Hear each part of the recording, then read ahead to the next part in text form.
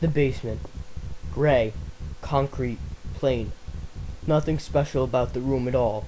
And yet, lit by bare fluorescent bulbs hanging in an aluminum fixture. It wasn't a particularly shadowy place, and yet, shadows seemed to loom just out of the corner of the eye. No matter how often the bulbs were changed, they flickered.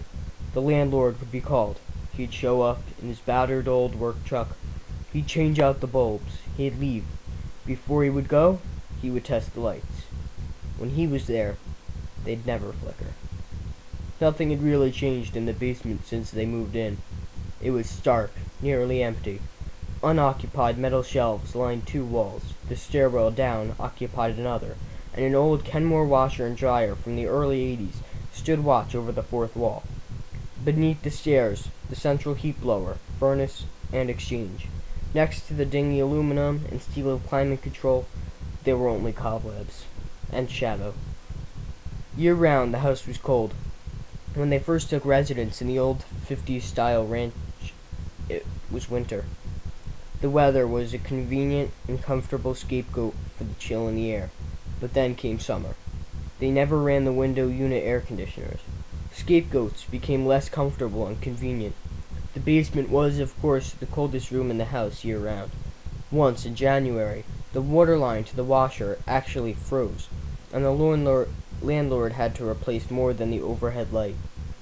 There was no flood damage, since a large rectangular drain occupied the downward-sloping center of the basement floor. That, and the tenants kept nothing in the basement to be damaged. The sounds of water dripping always seemed to come from that steel grate. It was dark, rusty, stained, thick, almost like the sewer grates in a street. Drip. Drip. No matter the weather, no matter the time of year. Drip. Her bedroom had an extra air exchange. Floor level, decorative cast iron. The headboard of her bed hid it.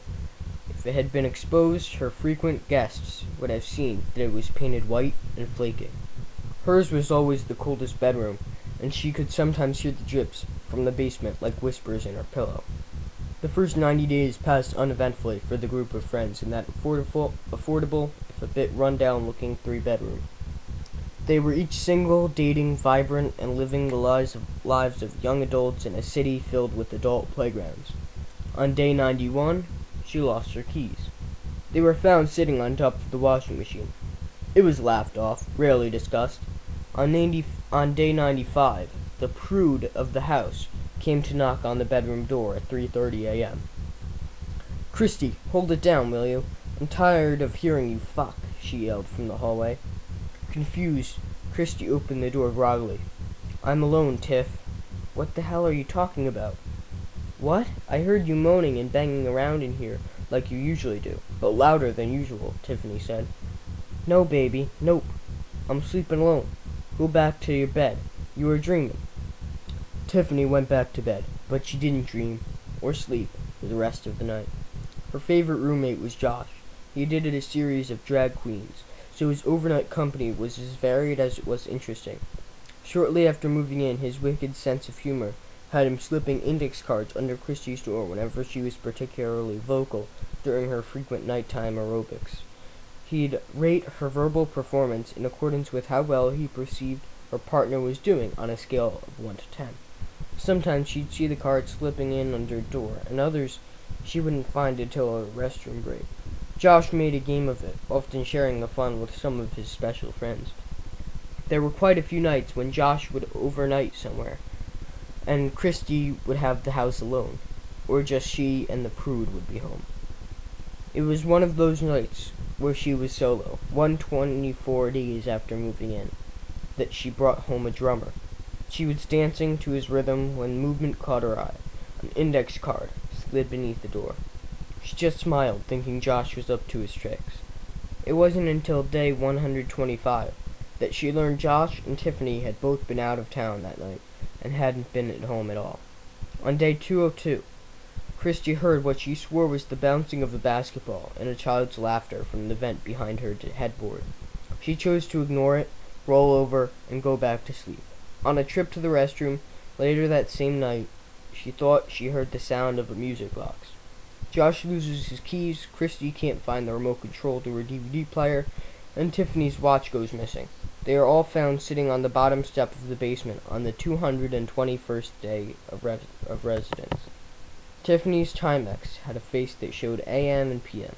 It was stuck 3 a.m., and after she replaced the battery twice, it continued to stop at 3 a.m. before she replaced the watch entirely. Day 279. Smells began. They ranged from summertime dumpster behind a Chinese buffet to clogged toilets in a busy gas station. They were daily, unpredictable, and lasted seconds, just a waft, to minutes, as many as 45. The smells seemed to emanate from and be concentrated in the basement, but they could be detected in every room in the house. The landlord finds no animals during his inspection of the entire property. Day 295. Everyone in the house began using a laundromat. Trips to the basement stop. Drip. Drip. Day 326. Christy had no quarters, was home alone, and out of clean clothes. She reluctantly descended to do laundry, calling a friend on the cell phone to chat away the clammy palms in cold sweat. No unusual events occurred during her first trip to the basement. While switching clothes from the wash to the dryer, conversation stopped. Christy screamed, and the phone was dropped. A child's laughter and the sounds of a music box were clearly heard by her friend on the line. A dirty, soot-blackened basketball didn't roll out from the shadows beneath the stairs to hit her on the back of the legs. It bounced.